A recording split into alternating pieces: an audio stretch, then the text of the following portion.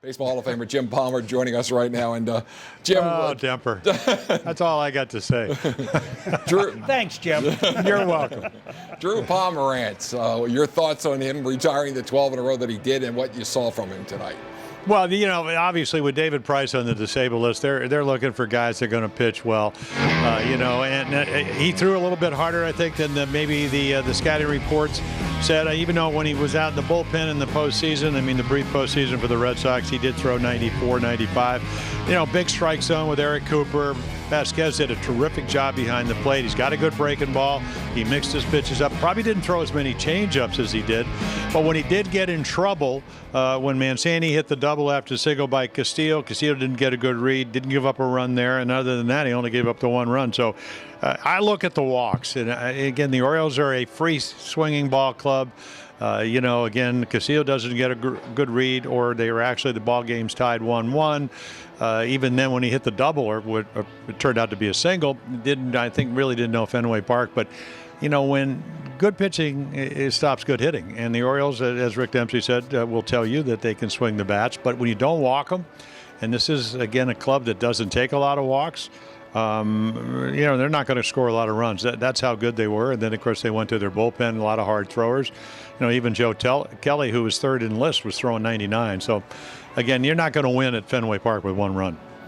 Jimmy, hitting and defense doesn't concern me with this ball club right here. What we really need to make a mark is our starting pitch. And I thought Dylan Bundy pitched exceptionally well. I know he got himself in some trouble with first guys getting on base, but he really made some good pitches. And this is what we didn't see out of him, or Gausman at the same time, is making good pitches when you get in trouble against good hitters. I thought they were excellent tonight. What did you think? I thought Bundy was terrific. I thought he mixed his pitches up. He threw 33 sliders out of 98 pitches against the Jays. Didn't throw a lot in spring training, so that surprised him. I'm sure the Red Sox said, well, he's going to throw a lot of sliders. Now, he did throw some. They were really good. He really didn't get hit hard. He gave up a couple of sacrifice flies. Another run would score because he would leave the game, and the double play ball that was botched by Hardy. But all in all, I thought he used his changeup better. His fastball had good velocity, 93, 94.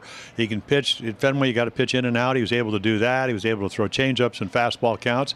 And again, you get him a typical run support, he probably wins his second game of the night. But he got outpitched, and so did the Oriole hitters. But all in all, for a 24-year-old guy to have this type of and let's give Wellington Castillo did a nice job of mixing up his pitches.